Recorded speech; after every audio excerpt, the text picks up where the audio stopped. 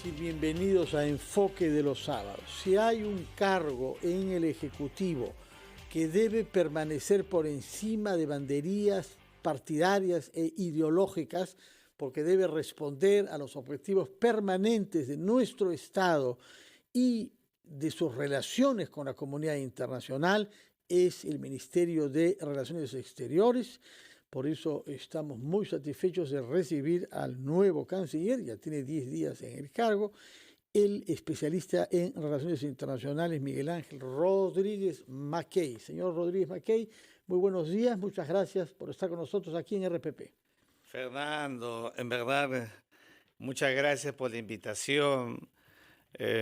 Para mí, quiero decirte, permíteme la licencia, el primer medio de comunicación que cuando comenzábamos ya un poco más a salir a los medios, sobre todo por los temas jurídicos marítimos, hace más de 15 años, fue RPP. Y entonces, permíteme, en esa reciprocidad y de agradecimiento, en mi primera presentación como canciller de la República, pues estar aquí con ustedes. Muchas gracias, señor canciller. Y justamente usted ha dicho de una manera muy clara que lo que pretende es revitalizar la política exterior del Perú. ¿Qué contenido tiene esa revitalización a la que usted aspira? Fíjate, Fernando, nuestra política exterior es una política exterior bicentenaria.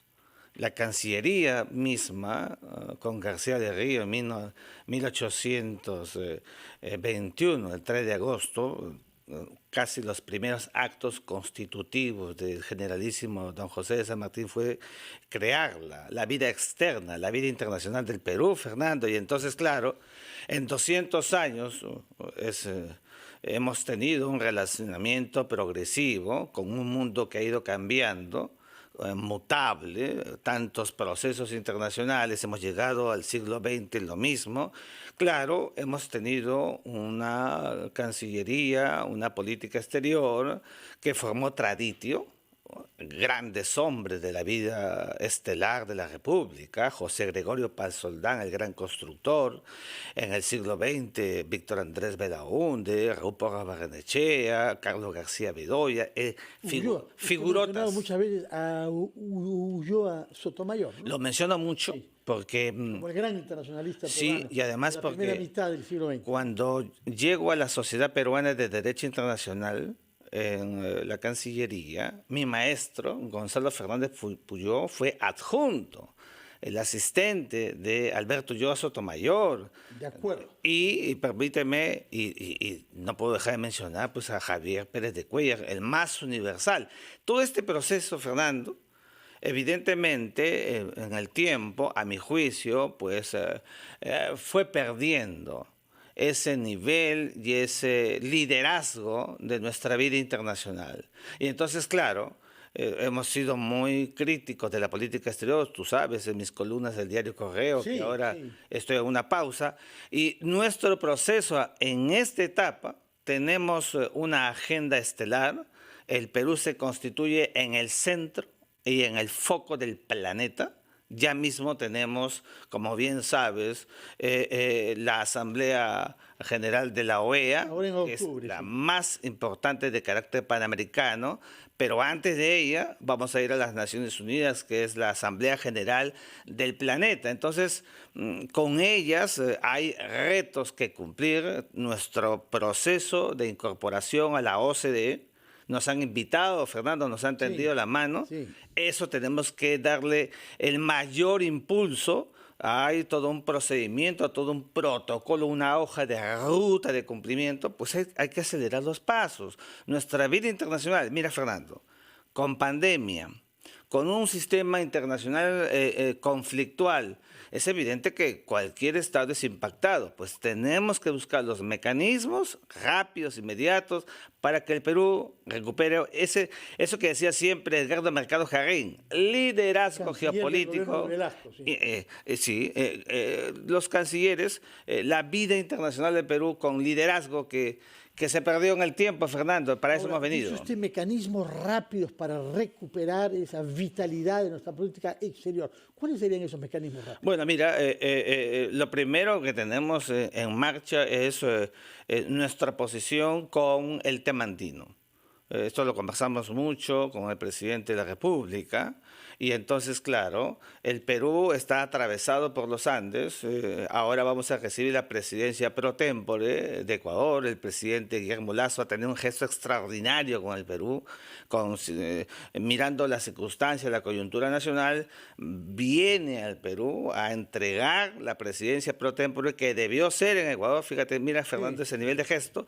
Y claro, nuestra proyección andina es muy importante, es el primer eje geopolítico que tenemos que mirar. El segundo, evidentemente, nuestra proyección panamericana. Tenemos que mirar como bloque, como hemisferio, Fernando, para luego articular con los diversos espacios del planeta. Nuestra política exterior en el marco internacional, Fernando, tenemos que multilateralizarla. Ya se acabaron esos tiempos en que solamente mirábamos a un hegemón u a otro. No, vayamos a mirar el mundo, la cuenca del Pacífico, ASEAN. Comprendemos los objetivos. Ahora, han habido algunas resistencias a sus ideas que se han expresado en la renuncia de algunos embajadores en puestos muy importantes. Justamente el embajador ante la ONU, Manuel Rodríguez Cuadros, que dio canciller, nuestro embajador ante la OEA, el señor Harold Forsyth, y tengo entendido también que el de la ONU en Ginebra, ¿no? El señor Chuquiguara.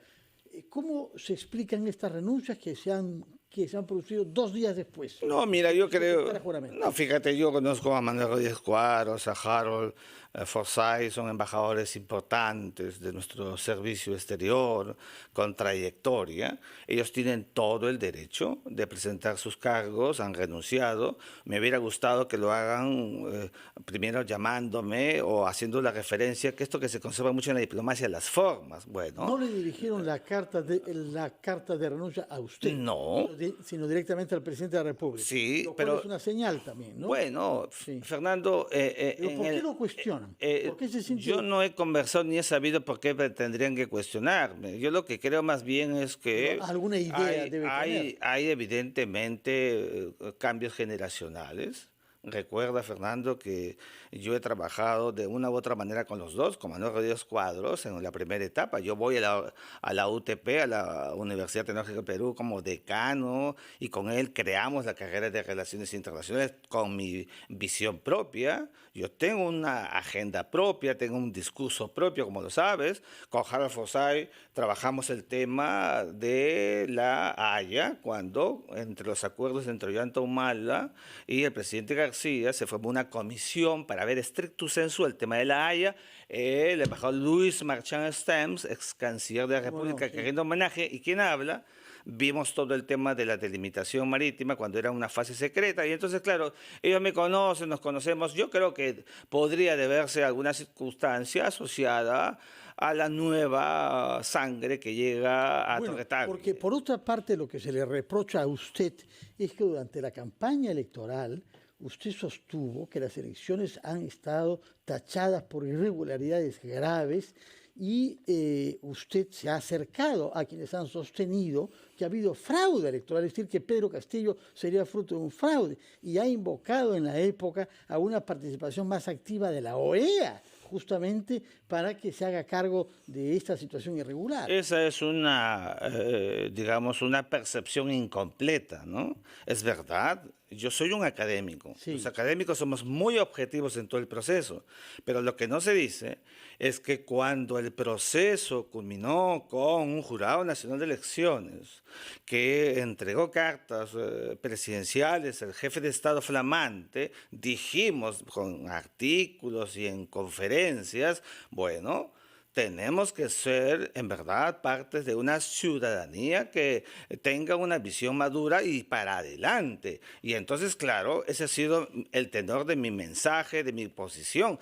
Fíjate, Fernando, no solamente ello. En mis últimas columnas, entrevistas, etcétera, igual yo he mantenido mi posición académica, la de siempre. Lo que pasa es que no estamos acostumbrados en nuestra vida política, a mi juicio, a entender lo que significa el servicio del Estado, Fernando. Miren, el presidente de la República dice en un tuit, vamos a buscar un gabinete de ancha base.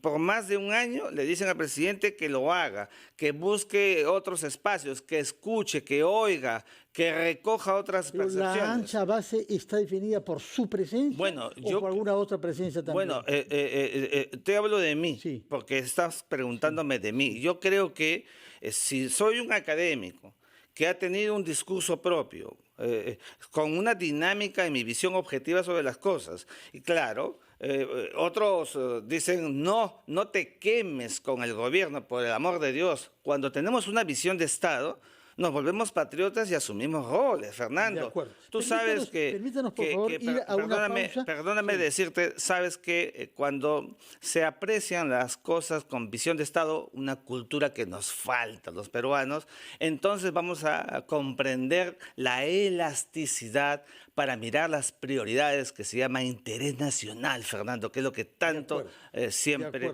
tenemos que tener presente. Sus tesis entonces sobre el gobierno de ancha base, que explicaría que usted, que consideró que había habido fraude para la elección de Pedro Castillo, se halla ahora en un gabinete presidido por él. Vamos a ir a una pausa y retomamos nuestra conversación con el internacionalista que ha subrayado ese carácter académico que tiene y ahora canciller de hace 10 días, Miguel Rodríguez Mackay. Retomamos después de una breve pausa que nos permite escuchar a los anunciantes de RPP. Son las 9:21, estamos conversando con el canciller de la República, el doctor Miguel Ángel Rodríguez Mackay, que nos ha dado algunas explicaciones ya. Uno, sobre las razones por las que él ha entrado a un gabinete que se ha anunciado como gabinete de ancha base. Por otra parte, ha reaccionado a las renuncias que se han producido para manifestar sin duda un descontento por su nombramiento y ha intentado explicarnos en qué consiste la revitalización de la política exterior que él preconiza. Ahora quisiera que nos explique aquello que usted espera de la Asamblea General de la OEA que va a tener lugar en el Perú el mes de octubre, en circunstancias en que el embajador que usted ha nombrado en la OEA no ha tomado funciones todavía y hay que preparar esto con mucha delicadeza. ¿Cuál será la agenda de la Asamblea General de la OEA en el Perú, señor canciller? Fíjate, Fernando, qué bueno que lo dices. Nuestro servicio exterior es un servicio de Estado. Entonces, apenas nombrado Manuel Talavera Espinar, que es un diplomático en verdad que con peso y con piso, igual que Luis Chávez Basagotia, que va a ONU, pero a Nueva York. Viceministro saliente. El viceministro ¿no? saliente. Talavera ha sido viceministro también antes. Claro, entonces, gentes con enorme volumen en nuestra diplomacia, lo que yo llamo este posicionamiento del cambio generacional en el que estamos trabajando en la Cancillería. Esta reunión, esta Asamblea General tiene por el tema cliché la desigualdad y la lucha contra la desigualdad y la discriminación, Fernando. Uno de los temas que más atraviesa el continente es precisamente la desigualdad. La pandemia, en verdad que ha acrecentado la desigualdad, ha retrotraído a la pobreza que comienza a aumentar como consecuencia de todo esto, que esta vorágine de situaciones que estamos viendo. Entonces, claro, el Perú, que es un país con 33 millones de habitantes, que ha venido sopesando a través de la historia enormes diferencias interestatales entre la costa, la sierra, la selva, lo mismo los países andinos, hay un elemento transversal en el continente. Claro, nosotros propiciamos que esta lucha contra la desigualdad y la discriminación se convierta en verdad en un realismo político panamericano que nos haga ver a todos ciudadanos del continente que entramos en un nivel de interlocución para viabilizar lo que queremos, Queremos, Fernando, un continente americano que pueda articular su relacionamiento con el planeta. El mundo de hoy ya dejó de ser un mundo como en el pasado westfaliano de solamente estados. Hoy se habla de bloques. Tenemos que fortalecer y madurar esta visión panamericana del siglo XX que se ha ido dejando. Estamos actuando cada uno por su lado. Queremos crear subbloques u otros espacios que pueden ser importantes y esto está muy bien, pero tenemos que concentrar nuestra mirada en una OEA que mira una agenda compartida, transversal, y donde los países nos sentamos a mirar, pero para tomar decisiones. Yo siempre he dicho que la diplomacia, como decía Carlos García Bedoya, si la diplomacia no aterriza, Fernando, no se convierte en diplomacia. ¿Cómo cree usted que se puede aterrizar el mes de octubre en esta asamblea? ¿Qué decisiones, más allá de las declaraciones retóricas, se puede esperar que haya en octubre? No, fíjate, Fernando, las declaraciones que emite la Organización de los Estados Americanos, tenemos en marcha, por ejemplo, esta visión de la no discriminación en el tema migratorio. Estamos transversalizados por esta volatilidad que viene produciéndose. Mira en Centroamérica los desplazamientos hacia Norteamérica. Mira hacia el Perú lo que ha habido desde Venezuela, los actos migratorios.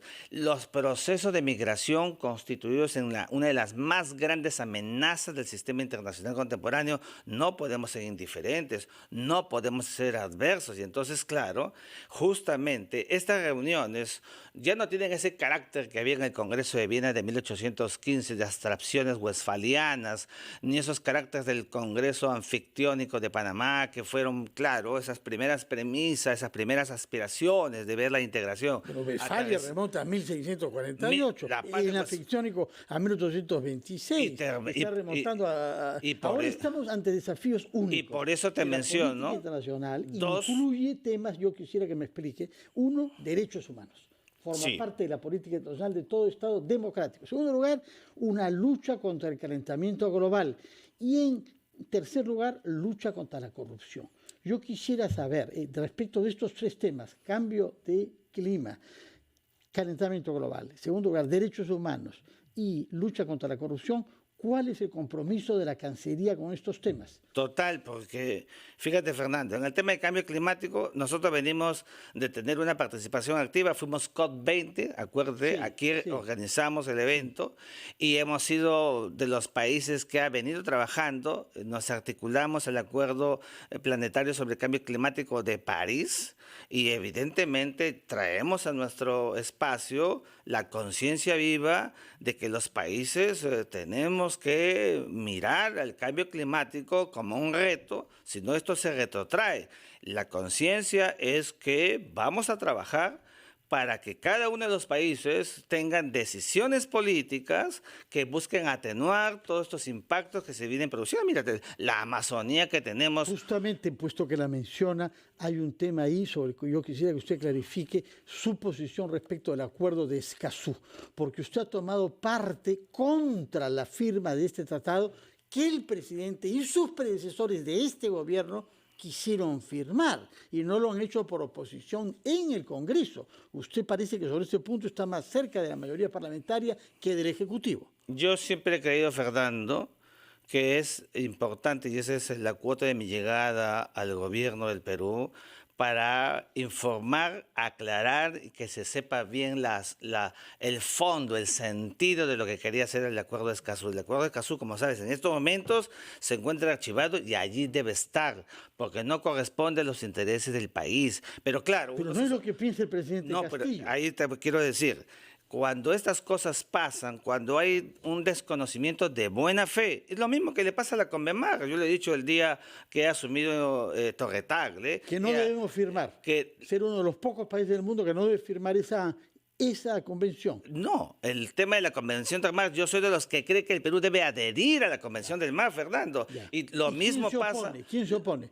Porque durante décadas estamos con esa cosa pendiente. Se opone muy poca gente. Lo mismo, el mismo libreto. ¿Qué cosa, Fernando?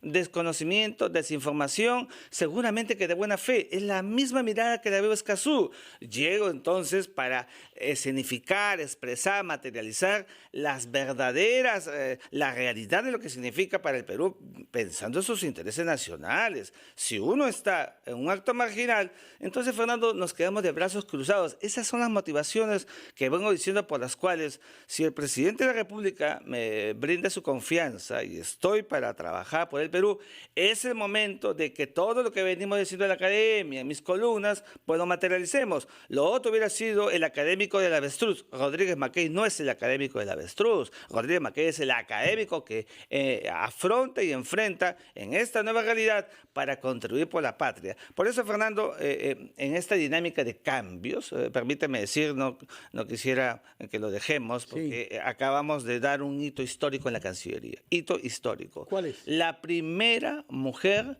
viceministra de Relaciones Exteriores, la primera mujer vicecanciller de la República. Nunca hemos tenido la embajadora. Hemos tenido cancilleres, mujeres. Sí, claro, pero jefa, está como jefa en su puesto. Perdóname, jefa del servicio diplomático de la República, que es distinto a jefe de la diplomacia, que es el doctor Rodríguez Mackey, la embajadora Ana Cecilia Gervasi.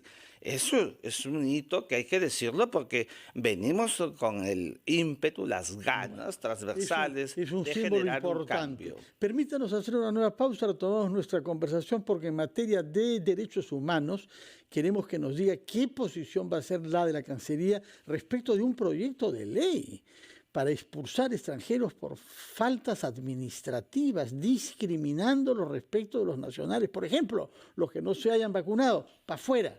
Me parece que va a tener dificultades para justificar eso ante la comunidad internacional y tendrá que dialogar con el gobierno venezolano para que reciba a esos compatriotas.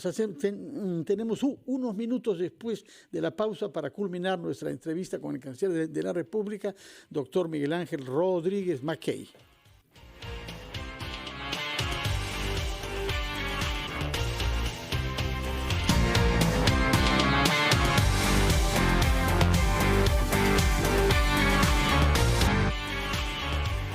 Son las 9:37, estamos conversando con el canciller de la República, doctor Miguel Ángel Rodríguez Mackey. Tiene pocos minutos, quiero plantear la pregunta sobre lo que es el tema principal de nuestro debate político en el Perú, que es la lucha contra la corrupción, que usted ha reconocido, que se ha incorporado a nuestra política exterior, porque somos signatarios de convenciones de la ONU contra la corrupción. ¿Qué contesta usted cuando se reprocha al Estado peruano tener a su cabeza personas que denigran nuestras instituciones judiciales y consideran que el Ministerio Público forma parte de un complot para derrocar al presidente Castillo contra un sector de la prensa y a la oposición en el Congreso? No, fíjate, Fernando, primero decirte que yo soy muy respetuoso de las instituciones, de la judicialidad nacional y de las instituciones políticas del país. Tenemos que poner orden, tenemos que coadyuvar a generar verdaderamente una verdadera clase política de conciencia viva, educada. Es lo que no tenemos. Tenemos más de un año con un país tremendamente polarizado y la verdadera agenda del país, que es la agenda de la proyección para lo que fue elegido un gobierno, no se puede realizar porque existe evidentemente una polarización. En la vida internacional del Perú lo mismo. El tema de la corrupción con todo. La corrupción es una lacra tan pretérita como la existencia de la vida humana y tan presente como lo estamos viendo no solamente en el Perú, sino en muchos otros países. Pero nunca habíamos estado ante un jefe de Estado con 6 investigaciones fiscales. Sí. 6 imputaciones y yo sigo diciendo y sigo sosteniendo que las imputaciones y seguramente van a querer que sean 7 u 8 porque pareciera que este nivel de polarización ya se vuelve a mi juicio en ese único tenor. No estamos sopesando, Fernando, con los niveles de la tolerancia que significa actos de discreción. Es un jefe de Estado, la Constitución política es muy clara, establece la dinámica literal por la cual es un jefe de Estado solamente puede ser acusado, se abre la cancha. Pero no investigado, puede ser investigado. Es que justamente he sostenido y seguiré sosteniendo, como le decía Enrique Chirino Soto, Fernando, de que el concepto de la acusación, el impedimento de que sea acusado en la doctrina doctrina significa indagación e investigación no camina. Fíjate, Fernando, una cosa que... La mayor parte de los constitucionalistas no están de acuerdo con esa tesis tuya que de facto favorecería la impunidad. Permíteme terminar esta idea. El concepto, ¿por qué no procede? Porque si uno decide investigar al presidente, bueno, ¿y qué tal si la investigación prospera, que sí al lugar una acusación? La Constitución te impide hacerlo. Sí. Entonces, ¿en qué nos quedamos? Si el objeto de la investigación es la acusación, ¿qué creas? Si el presidente no puede ser acusado, creas inestabilidad. Ese es el espíritu y la ley que está contemplada en la Constitución política, pero no se quiere ver así. Yo no sé por qué los constitucionalistas... Es una decisión tomada por la Fiscalía, bueno, con el respaldo de constitucionalistas eminentes. No, yo comprendo, no voy a entrar a nuestra política exterior, Fernando, y el rol que yo cumplo no es para entrar en los niveles de judicialización interna. Entonces, vayamos a otro tema, porque ya el tiempo corre para usted, que es el tema del tratamiento de los extranjeros en nuestro país. Sí. Estamos ante un proyecto de ley que se quiere aprobar que permita la expulsión de extranjeros por razones administrativas. ¿De acuerdo o no? Fíjate, Fernando, yo soy muy respetuoso de los derechos humanos, carácter ontológico y transversal de la vida humana, eso hay que respetar, hay que mirar bien lo que se hace. Los extranjeros cuando llegan a un país, siempre he creído, son vulnerables. En mis clases de Derecho Internacional lo hago saber a los alumnos, por eso existe el Alto Comisionado de las Naciones Unidas para los Refugiados y en general para los temas migratorios. Hay que hacer una valoración, pero debe de quedar claro, pasa en cualquier parte del mundo, Fernando, cuando los extranjeros que se hallan en un estado que no corresponde a su estado-nación original y tienen un comportamiento que no va de acuerdo con las reglas establecidas en la vida intraestatal, es evidente que el principio de soberanía se superpone. Hemos comprendido, señor canciller. Muchas gracias por su presencia acá. No sé si quiere decir palabras finales brevemente, porque sé que usted está apurado también. Sí. Bueno, Fernando, agradecer en verdad al país, a la patria, al presidente de la República, a mis amigos de la derecha, de la ultraderecha, de la izquierda, de la ultraizquierda. Los académicos somos así, no miramos ese tipo de adjetivaciones. A todos decirles que Rodríguez Mackay se incorpora a trabajar en el gobierno del Perú con convicción y con principios. Haré todo lo que esté a mi alcance para que esa política exterior del Perú, que lució y seguirá luciendo, dé contenido y continente, resultado a lo que la historia en verdad le denota y le demanda al Estado peruano en el siglo XXI. Tomamos nota de sus compromisos y daremos seguimiento a las decisiones prácticas que usted y nuestra Cancillería tome, sobre todo en temas de derechos humanos, lo que incluye libertad de la prensa y, naturalmente, también la lucha contra la corrupción. Muchas gracias por su presencia acá, que tenga muy buenos días. Vamos a hacer una breve pausa.